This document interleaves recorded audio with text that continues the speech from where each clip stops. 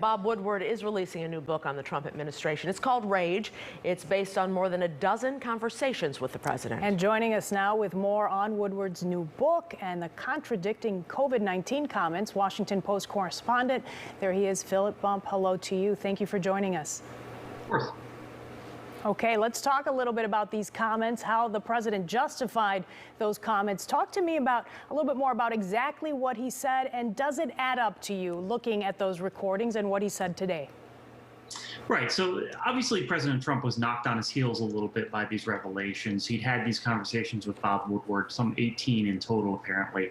It's quite likely that this came as a surprise to the White House. That certainly seems to be what the reporting suggests. And so the response has been what you heard in that clip, essentially that what he was trying to do was keep people from panicking, try and keep people assured about what was going on. Now, whether or not that's actually going to resonate as an excuse, I mean, obviously, we've seen a lot of countries where people didn't panic in response to the emergence of the coronavirus, where their leaders were very direct about what the risks were and what was going to be happening.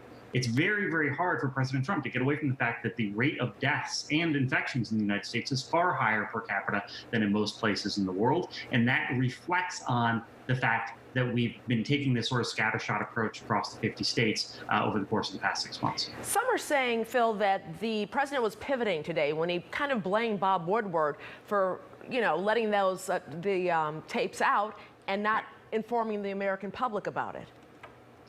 Yeah, I mean, look, the president's in a difficult position on this simply by virtue of the fact that what he said in February clearly doesn't match with what he was saying publicly. He also in March very explicitly said to Woodward, yes, I am trying to downplay this, not in those exact words, but that was what he was saying, that he was trying to play down what the threat was that was being posed by the virus. I mean, obviously, all of us now understand what risks the virus poses to a large extent. We have these conversations, we've seen what the death toll is. The president has very little choice but to try and figure out how to make this work to his advantage to whatever extent he can.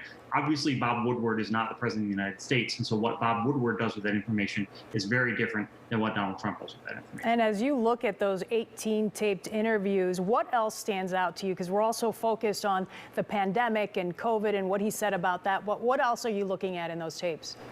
Well, so we haven't yet actually seen the full book, or at least I haven't. I know some of my colleagues at the Post have. And I think we're going to see more of these sorts of anecdotes emerge. One of the things that came out today that I thought was very striking was President Trump's response to the murder of Jamal Khashoggi, who was a columnist for the Post and who was murdered in Turkey under the orders of Mohammed bin Salman, the Crown Prince of Saudi Arabia, according to U.S. intelligence officials.